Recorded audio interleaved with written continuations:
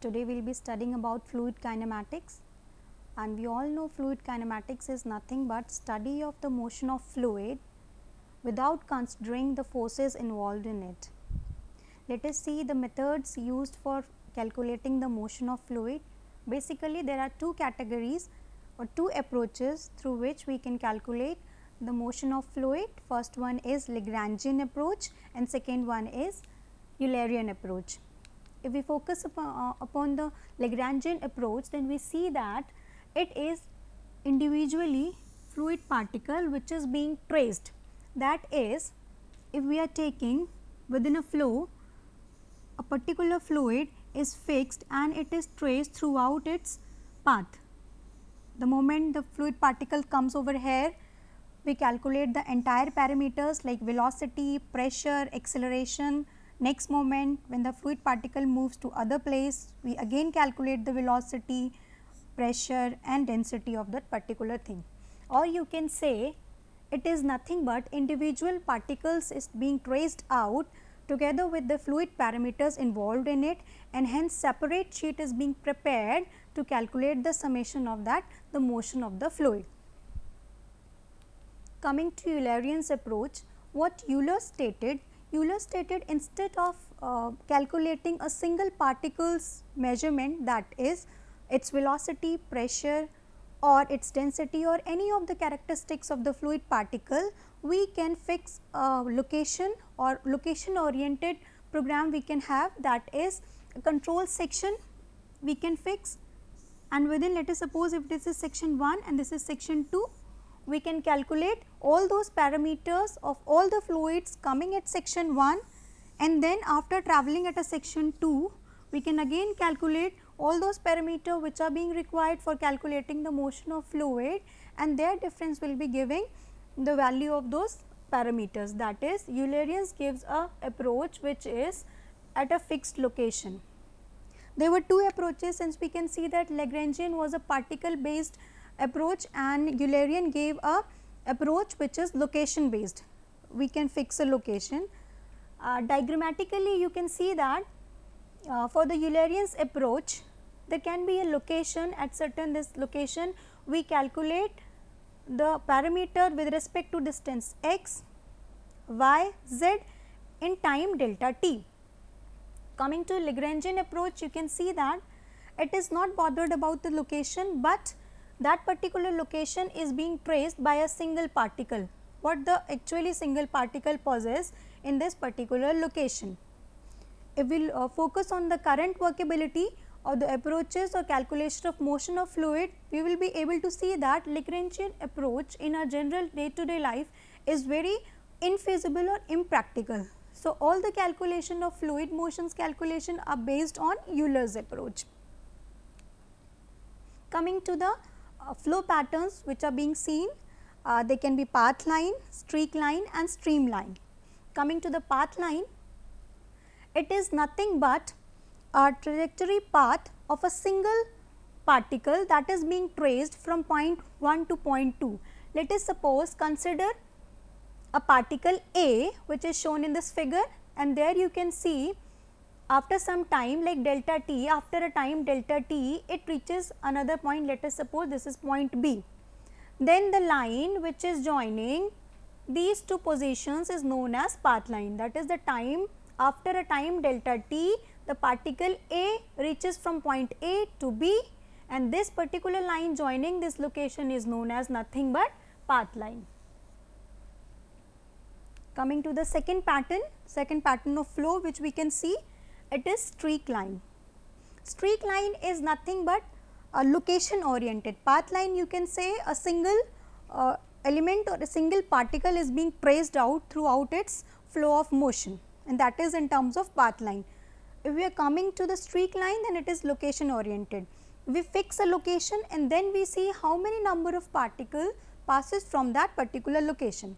Like in this diagram, you can see that particle A, B, C and D, these all passes through a single point O, and the line joining A, B, C, D is known as streak line. Coming to the streamline, which are actually imaginary set of lines and they are formed in basically to calculate the local velocity vectors. Here you can see, we can see x, y and z, there are 3 planes spaces in there, and here we can see at some point these local velocity vectors are being drawn, and then a single line is being joined to these local velocity vectors being a tangent to all of these is known as streamline. Streamlines show the direction of fluid at any particular instant of time. They also give you the idea of velocity vectors of that particular direction. So, there were 3 patterns we have seen, 2 approaches, 2 methods we have seen for calculation of motion of fluid, Lagrangian approach and Eulerian's approach. Coming to the flow patterns, there are 3 type of patterns, path line, streak line and streamline. Coming to the types of flow.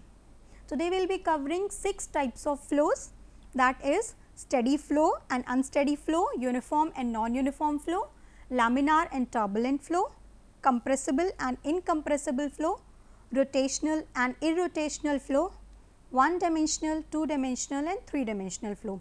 6 set of types of flow we will be covering in today's lecture. Coming to steady and unsteady type of flow. Steady defines when the fluid parameters like velocity, acceleration, pressure or density, they all remain constant with respect to time, then that particular flow is known as steady flow. Like flow in a pipe with a constant discharge can be termed as steady flow, while the vice versa of the same steady flow is termed as non-steady flow. That is, if any of the parameter, whether it is velocity, pressure, density, it changes with time, then it is termed as unsteady flow.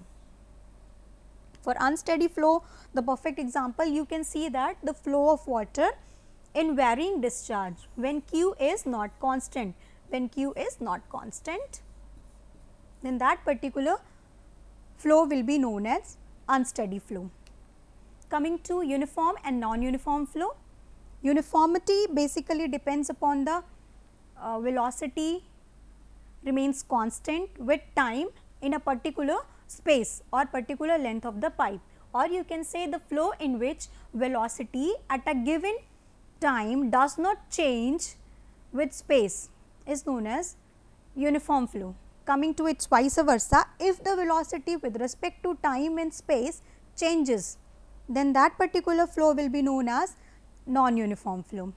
Now, you can see there are 2 categories we have covered, steady flow and uniform flow, and their vice versa, that is non-steady flow and non-uniform flow. In steady flow, we have seen all the parameter or any one of the parameter, if it changes with time, then that particular will be non-steady flow. While for the case of uniform flow, you can see that uniformity of velocity should be same with respect to time and space. Means there can be a situation where steady can give 2 different type of flows and unsteady can also give a 2 different type of flows, or further 4 cases can prevail together, wherein you can see that the category steady and unsteady flow. Steady can also possess uniform flow like this you can see, and steady can also have unsteady non-uniform flow. Again moving to the unsteady flow. Unsteady flow can also have a uniform flow, right, because uniform flow is nothing but the change or constant in velocity with respect to time and space. So, unsteady uniform flow.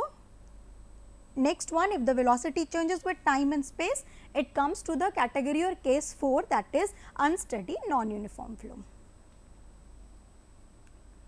Moving to the compressible and incompressible flow. Compressibility basically stands for the density, change in density, or you can say the ratio of mass by volume. When we try to change the mass or we try to adjust the mass with respect to there is a change in the volume, and that results in the variation in the density. So, if the fluid is compressible means density is variable, or you can say that the flow in which density does not remains constant is compressible flow. And there you can see where are compressible types of fluid. Fluids are basically either they are liquid or they are gases, right. For gases you can say water is always incompressible. For gases you can say that all the problems involving the flight of rockets are always variable, or its density cannot remain constant, and hence they are compressible fluid flow. Coming to the incompressible flow, where the density remains constant, and in most of the cases water or other liquids are being treated as incompressible until and unless some other fluid is not being added to it, which is affecting the density of that particular fluid. Here you can say that all the liquids problems will be incompressible.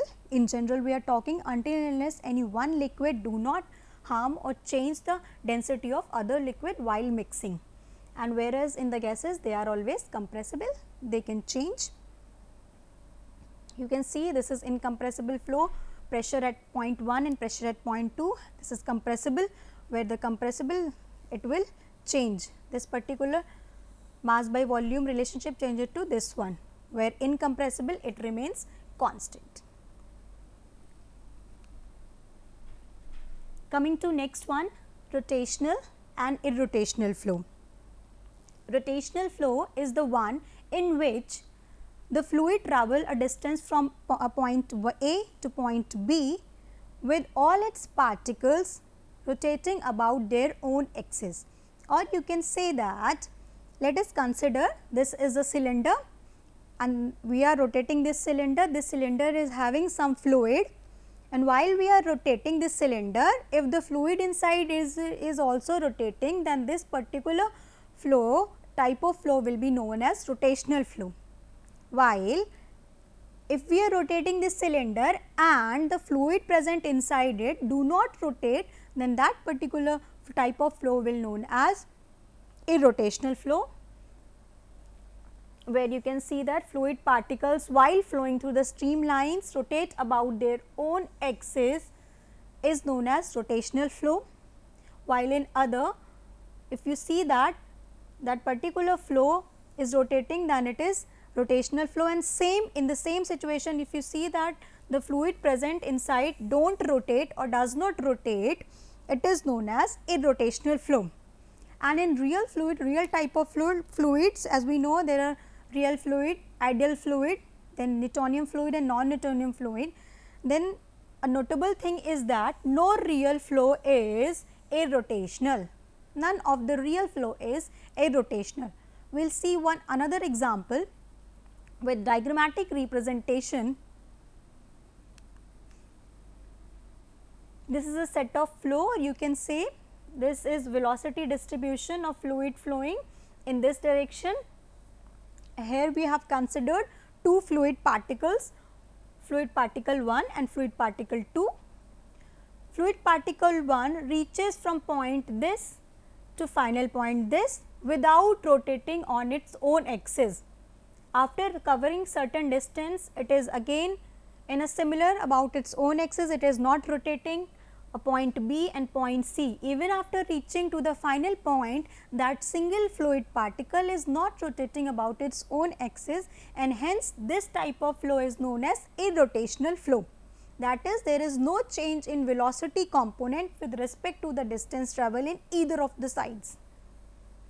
Coming to the rotational flow, or coming to the particle number 2, there you can see that there is a particle, and where you can see after travelling a distance of dx, it rotates, slightly rotates about its axis, then again after travelling a distance of x dx2, it has rotated, and finally when you are seeing to it, it is not exactly in what position it has started, means it keeps on rotating about its own axis together with the rotation from the initial point to final point, and this is known as rotational flow. Coming to one dimensional, two dimensional and three dimensional flow. Basically in most of the cases or most of the complex situations, fluid flow is always three dimensional, but there can be certain cases where velocity component or contribution of velocity component may be lesser or relatively lesser from one or other velocity component. In such cases, we avoid the existence of that particular velocity component and considers the rest 2 or rest 1, and hence can categorize it as one dimensional, two dimensional or three dimensional. Coming to one dimensional, in some situation where two velocity components may be small relative to the other one.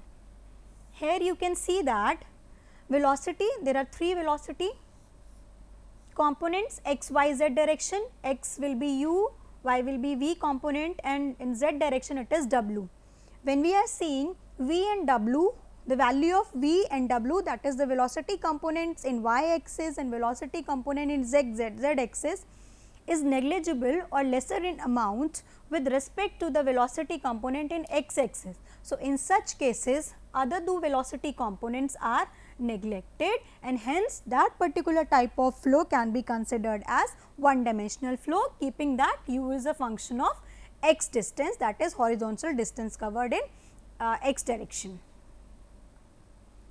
There can be very few flows that are truly one dimensional, as I already discussed or told you that most of the cases fluid flow are in three dimensional, but at times this assumption of neglecting the two components v and w because of their contribution is very less is known as one dimensional flow. Coming to the two dimensional flow, where one velocity component may be small related to the other two. In the previous one you have seen two velocity components value small related to the one. In the third one, so we have neglected these two and treated it as one dimensional flow.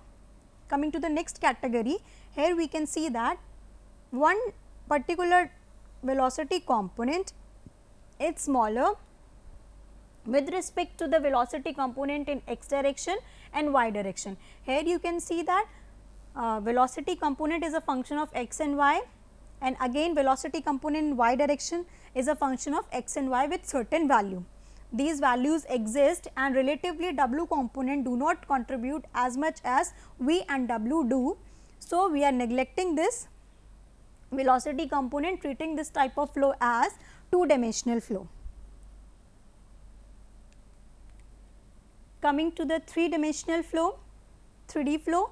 In 3D flow, we see that velocity vectors u, v and w both are equal in, all the three are equal in magnitude, that is velocity component or input of velocity component in x direction, in y direction, in z direction is having a certain value which is magnificent, and second one is v velocity, that is velocity vector in y component, again it do have certain points coordinate, velocity vector in z direction representing by w, that is having certain function of x, y and z, or you can say we are having average velocity of the cross section with resultant of velocity component in x direction, velocity component in y direction and velocity component in z direction.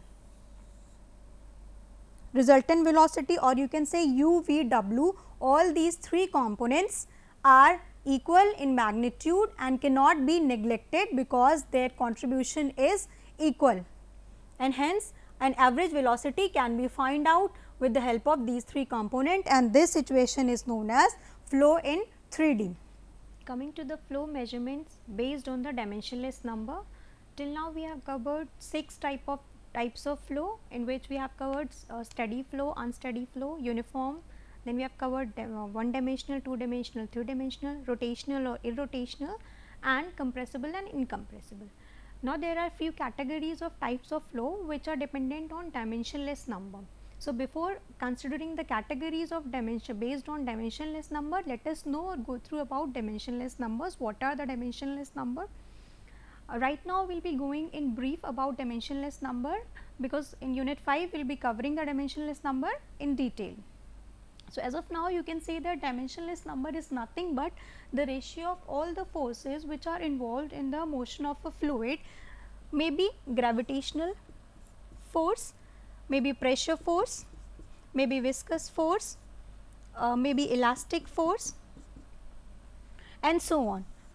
These are the various categories of forces involved in the motion of a fluid, and what we will be seeing in a single category of fluid, we can see that any one or any two of the forces will be in dominant and others will be in reciprocatory or very negligible amount giving their contribution in it.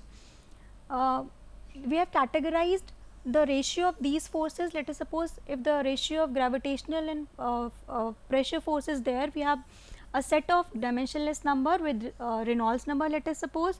Then again another set of where pressure force and viscous force are dominant, that will be another set of dimensionless number.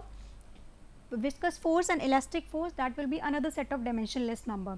So, here categorized the types of flow based on the dimensionless number, and since the forces are being in the ratio like inertia, let us suppose if we are doing inertia force by gravitational force, these both are forces, so their dimension will be cancelled and hence maybe they are termed as dimensionless number.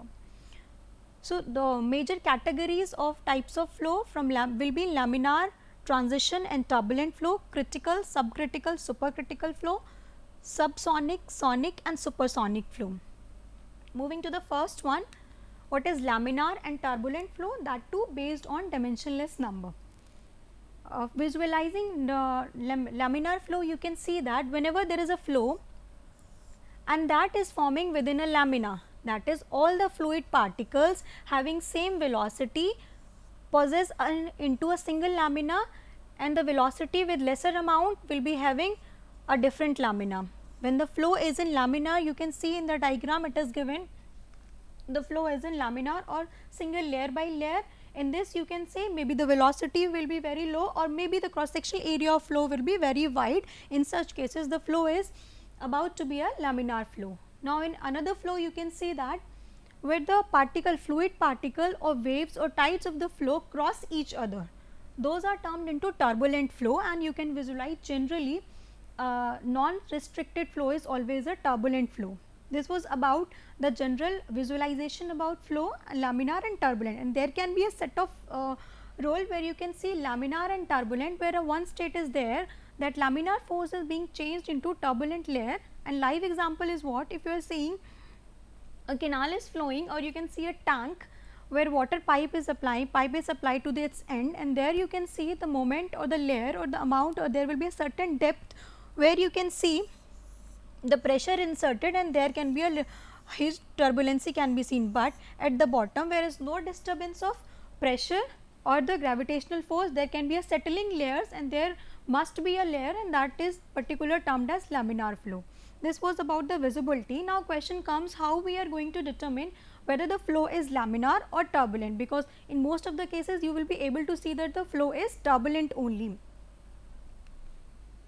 So, as we have seen the categories, this laminar, turbulent is based on the dimensionless number. Let us talk about which dimensionless number is related to this particular type of flow.